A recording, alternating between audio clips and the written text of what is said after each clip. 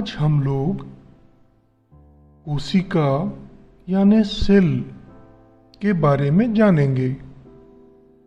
क्या आप बता सकते हैं कि असल में जीवित वस्तुएं जीवित क्यों होती है? आखिर ये कैसे संभव होता है कि जीवित प्राणी बढ़ते हैं, प्रजनन करते हैं और वे अपने घाव को भी ठीक कैसे कर लेते हैं? जैसे कि तत्व या कोई वस्तु अणुओं से मिलकर बनी होती है, वैसे ही सेल या कोशिका किसी भी अंग की स्ट्रक्चरल एंड फंक्शनल यूनिट मतलब संरचनात्मक और कार्यात्मक इकाई होती है। हमारा शरीर लगभग 37.2 ट्रिलियन सेल से बना होता है, लेकिन ये सिर्फ एक अनुमान है। कुछ सूक्ष्म जीव एक कोशीय होते हैं, जैसे बैक्टीरिया, प्रोटोजोआ और कई और माइक्रोब्स। माइकोप्लाज्मा गैलीसेप्टिकम एक पैरासाइटिक बैक्टीरिया है जो सिर्फ 0.2 to 0.3 माइक्रोमीटर साइज का होता है। यदि हम 1 मीटर का 10 लाख भाग करें तो यह होता है 1 माइक्रोमीटर, और यह बैक्टीरिया 0.2 to 0.3 माइक्रोमीटर साइज का होता है। जबकि कुछ सेल बहुत बड़े होते हैं, जैसे ऑस्ट्रिच का अंडा जिसमें लगभग 170 mm बाय 130 mm साइज का सेल पाया जाता है। हमारे शरीर में एक नर्व सेल 2 to 3 फीट लंबा होता है, लेकिन ज्यादातर कोशिकाएं अति सूक्ष्म होती है। हमारे खून की एक बूंद में लगभग 50 लाख RBC मतलब रेड ब्लड सेल्स होते हैं।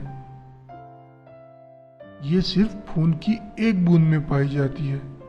यदि आप एक जीवित कोशिका के बारे में सोचेंगे तो ये एक जेली के टुकड़े जैसी होती है जो एक पतली परत से ढकी हुई होती है। ये कोटिंग सेल मेम्ब्रेन कहलाती है और अंदर के जेली जैसी चीज को प्रोटोप्लाज्म या जीव द्रव्य कहते हैं। जैसे हमारे शरीर के विभिन्न अंग अलग अलग काम को करते हैं, वैसे ही कोशिका के भीतर भी कई संरचनाएं पाई जाती है और ये सभी संरचनाएं अलग अलग कार्य को करती है।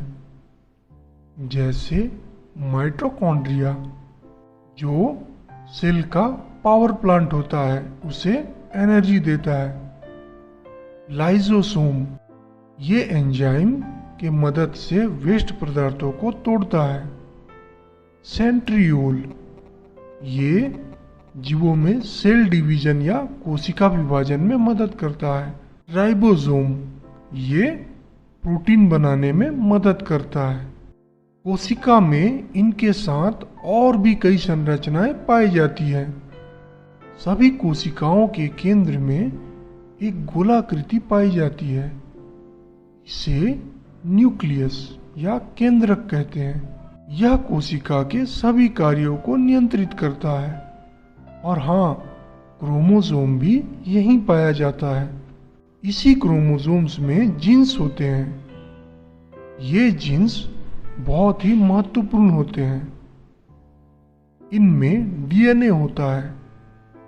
ये ही आनुवंशिक लक्षणों को पीढ़ी दर पीढ़ी पहुंचाने का कार्य करते हैं। आपका शरीर कैसा दिखेगा, ये जानकारी डीएनए में होती है। जीन में इकट्ठी जानकारी ही ये तय करते हैं कि आपके त्वचा का रंग कैसा होगा, आपकी लंबाई कैसी होगी, आप छोटे होंगे या लंबे, आप मोटे होंगे या पतले। पिता के बहुत से लक्षण पुत्र में अपने आप आ जाते हैं, क्योंकि ये जीन्स ही गुणों को एक पीढ़ी से दूसरी पीढ़ी में पहुंचाती है।